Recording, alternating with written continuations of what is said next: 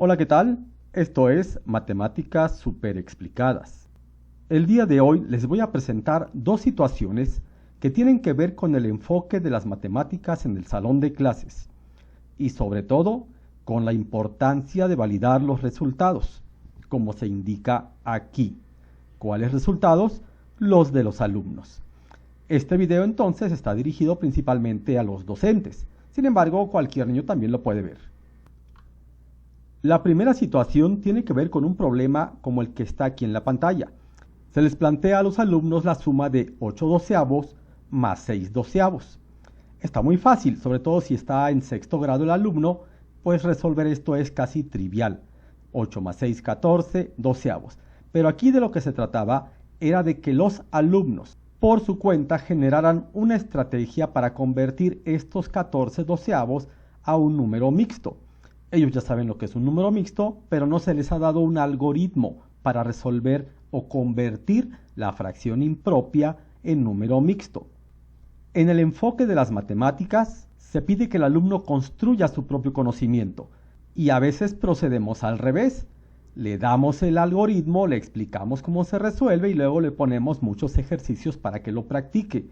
Esto solo genera confusión y que no haya comprensión total de las matemáticas. Lo que se espera aquí es que en los equipos los alumnos generen ideas o estrategias para convertir esto en número mixto. Se espera que lleguen a situaciones como la siguiente. 14 doceavos es más que un entero, porque hay más doceavos de los que se requieren para un entero. ¿Cuántos doceavos tiene un entero? Pues 12. Por eso se llaman doceavos. Entonces aquí el alumno puede descomponer esta cantidad en dos partes. La primera serían 12 doceavos, más 2 doceavos que le faltan para tener los 14 que hay aquí de este lado. Y entonces se dan cuenta que estos 12 doceavos completan un entero, más 2 doceavos, que se pueden escribir de esta manera. Un entero 2 doceavos.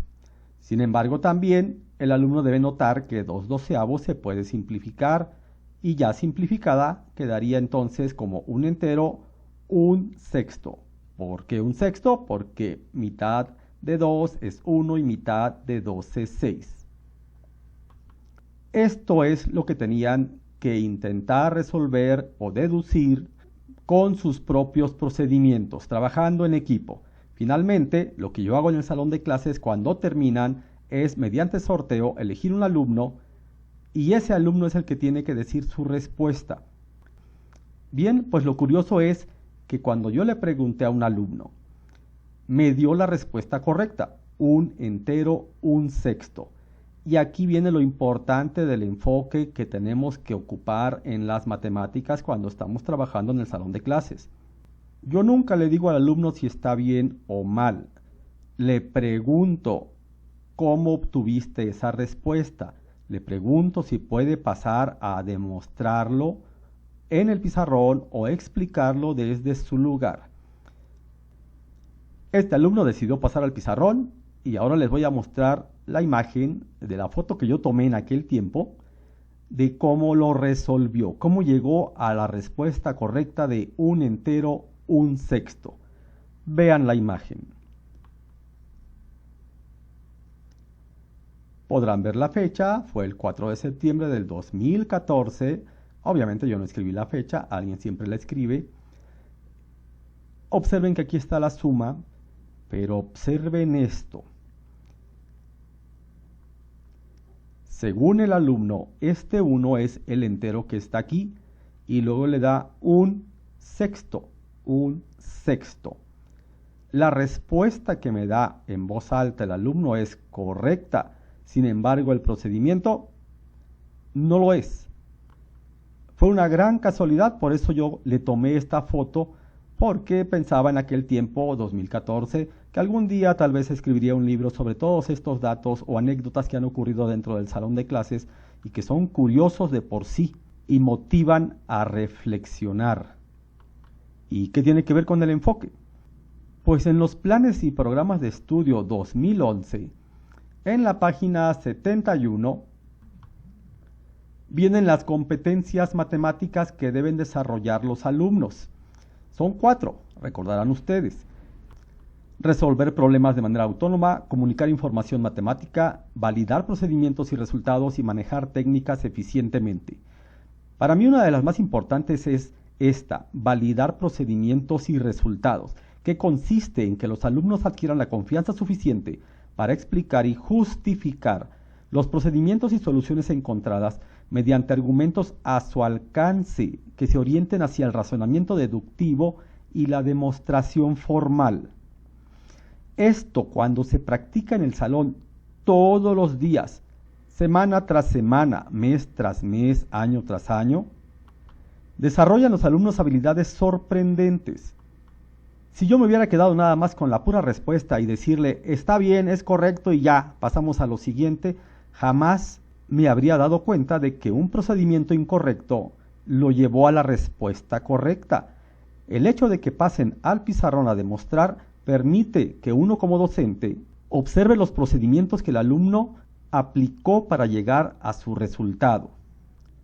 Y realmente, ¿cuántas veces a los alumnos le pedimos que nos validen sus resultados, que nos expliquen cómo le hicieron? Yo, que tengo por costumbre hacerlo todos los días, me he llevado sorpresas muy grandes con algunas de las respuestas y explicaciones que dan los alumnos. Obviamente, cuando yo en el pizarrón vi este procedimiento que siguió el alumno, pues decidí tomarle inclusive la foto para conservar este momento. Nunca pensé que 6 años después, casi 6 años después, iba a estar haciendo este video platicando sobre este suceso.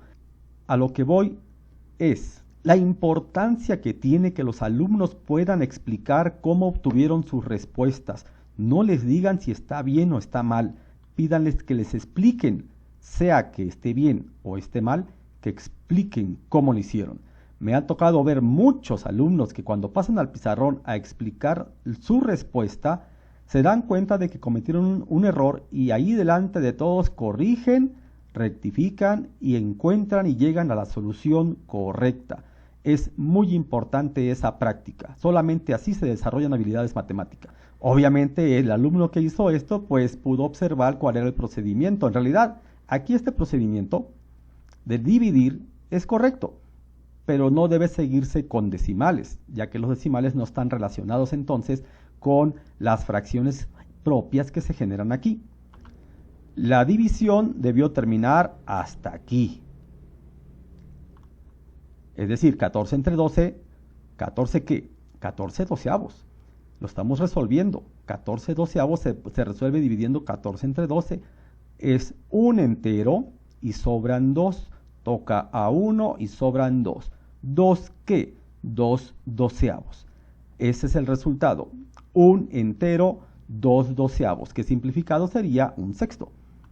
Siempre hay alumnos que observan los errores de los demás y pueden opinar y corregir en ciertas ocasiones lo que se está haciendo, y eso genera mucho pensamiento y habilidad matemática. Bien, vean la siguiente imagen.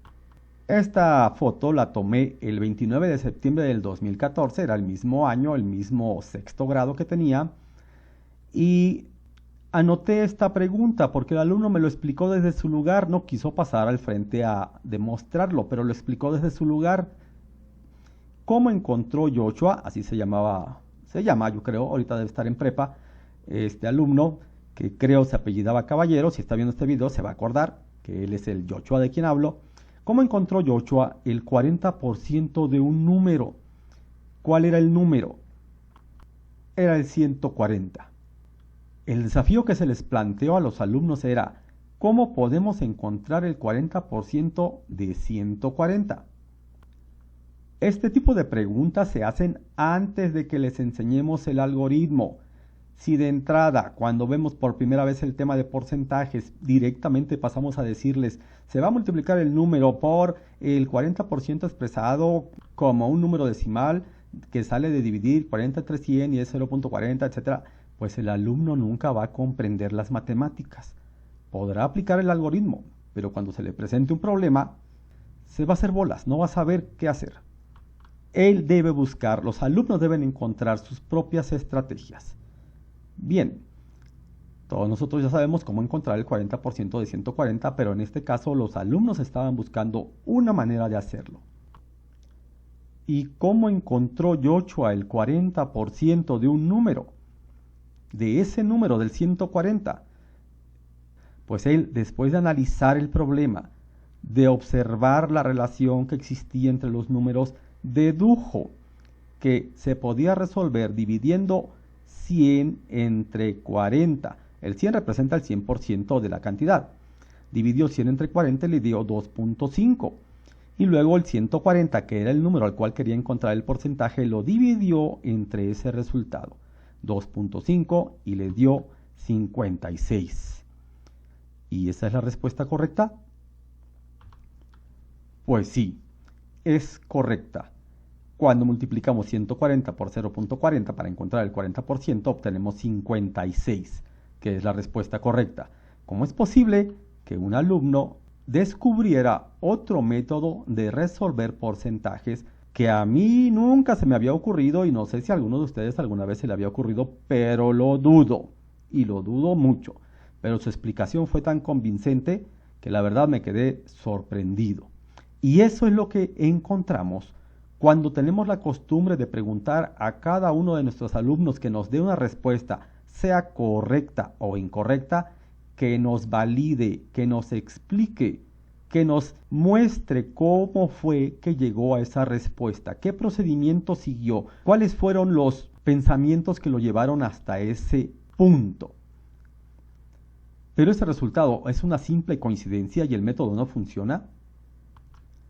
Bueno, pues aquí también vamos a validar que este método funciona.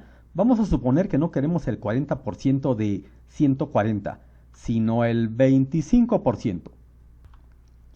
¿Y cómo encontramos nosotros el 25% de 140? Pues igual que en el anterior, podemos multiplicar 140 por 0.25. Pero también, sabiendo que 25% es la cuarta parte de 100%, pues también podemos tomar el 140 y dividirlo entre 4. Y la cuarta parte de 140 es 35. Esta es la respuesta y lo puedes comprobar con tu calculadora si multiplicas 0.25 por 140. Pero creo que es muy evidente, mitad de 140, 70 y mitad de 70, 35. Esa es la cuarta parte.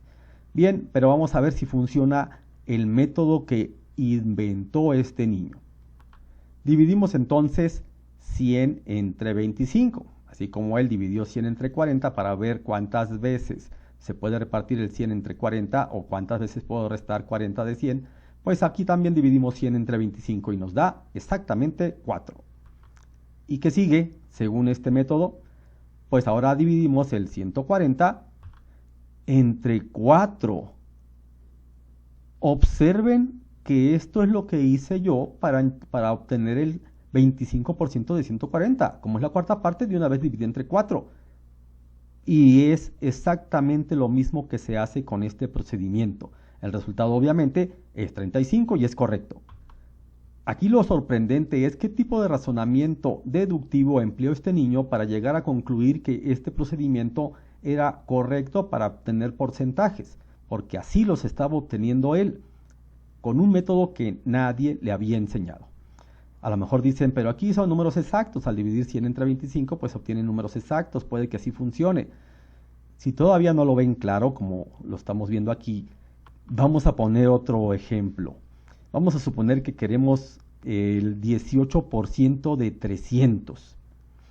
Y ocupo el 300 porque el resultado es exacto, aunque a la hora de aplicar este método van a ver que no son exactitudes. Este tipo de problemas yo se los pongo mucho a mis alumnos cuando apenas estamos viendo porcentajes. Les pongo cantidades que sean múltiplos de 100 porque les permite practicar el hecho de que 18% significa 18 de cada 100. Y como aquí hay 3 veces 100, ellos solitos se dan cuenta o tienen que darse cuenta poco a poco de que entonces sería 3 veces 18. Y 3 veces 18 serían 54. Y lo pueden comprobar aplicando el algoritmo. ¿Cuál es el algoritmo? Multiplicar 300 por 0.18. Cuando el alumno encuentra métodos no formales para resolver problemas, comprende mucho mejor las matemáticas. De ahí la importancia de aplicar el enfoque todos los días para desarrollar esas habilidades. Pero ¿cómo lo resolvería Yoshua con este método? Pues tendría que dividir 100 entre 18 aplicando su razonamiento. De esta forma. Pero aquí es donde empezamos con problemas, porque ya el número que sale aquí no es exacto, es un decimal periódico. Da 5.55555, etcétera, etcétera, etcétera. Y después él tendría que dividir el 300 entre lo que salió aquí. Y si usamos una calculadora, aquí tengo la calculadora, vamos a hacer entonces 100 entre 18. Y le damos igual y podemos observar que sale 5.55555. Aquí el último número lo redondea la calculadora, pero no es 6. Sigue siendo 5 hasta infinito. Entonces, ahora tendríamos que dividir 300 entre este número. Y si lo hacemos aquí en la calculadora, tenemos que poner 300 entre 5.5555 y la calculadora no me va a dejar poner todos los 5, hasta ahí se detiene. Le damos igual y obtenemos 54, que es la respuesta correcta que teníamos aquí. Como pueden ver, este es un error de calculadora porque los números no son exactos, pero tenemos la respuesta.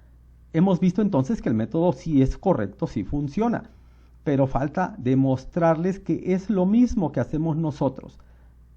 Y para eso, pues, analicemos esto. Cuando él divide 100 entre 18, yo puedo expresar esa división de esta manera, como fracción, 100 entre 18.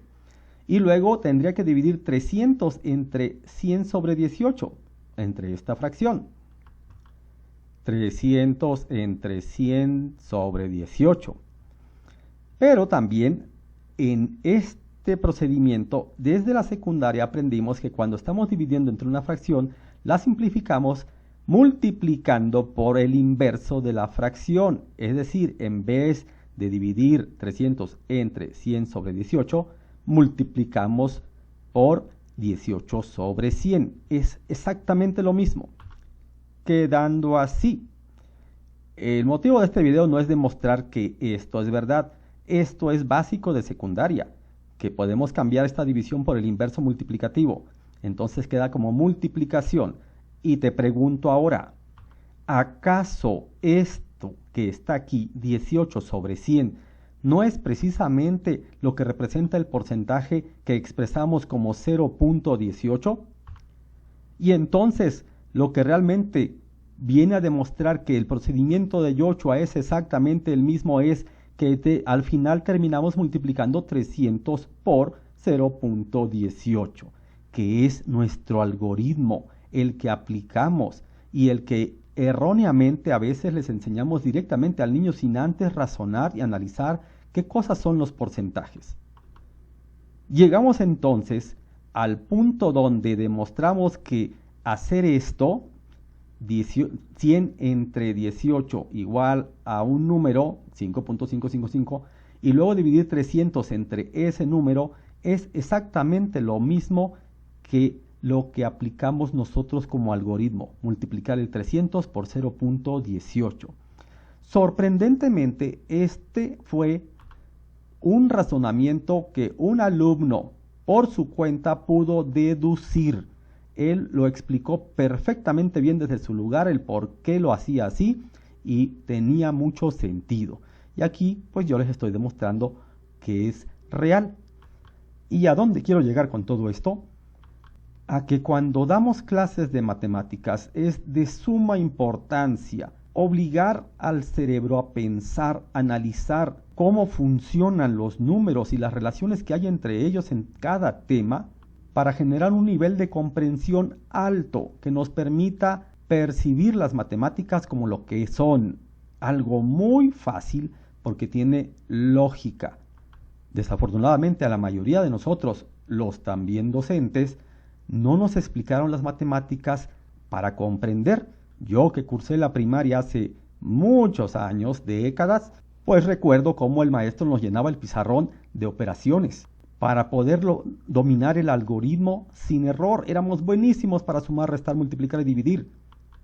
pero el dominio de algoritmos no desarrolla habilidad matemática. De ahí la importancia de siempre cuestionar. Cuando un alumno me da una respuesta, yo no le digo si está bien o está mal. Le pregunto, ¿puedes explicar cómo llegaste a esa respuesta? Y cuando eso lo hacemos diario, los alumnos desarrollan la habilidad. Todos los alumnos tienen distintas habilidades. No todos son tan hábiles con los números, pero cada quien tiene un potencial para desarrollar. A lo mejor el mejor alumno en matemáticas me dibuja así la portada del bloque 2, que recordarán ustedes en ciencias naturales parece que viene el pájaro dodo. Pero habrá, y a lo mejor alguien dibuja mucho mejor y no es bueno en matemáticas. Ahí está otro cuaderno de otro alumno del mismo salón. ¿Gran diferencia? Pues sí. Unos tienen habilidades para el dibujo, otros para las matemáticas, pero todos tienen un potencial para desarrollar. De todos modos, los dos dibujos son muy bonitos. A mí me dio mucha ternura ver cómo dibujan, pero así son de distintas las habilidades de nuestros alumnos en un mismo grado. Por eso son grupos heterogéneos. Bien, espero que este video haya sido de utilidad, que los haya hecho reflexionar, y seguiré subiendo videos sobre estos temas y muchos más.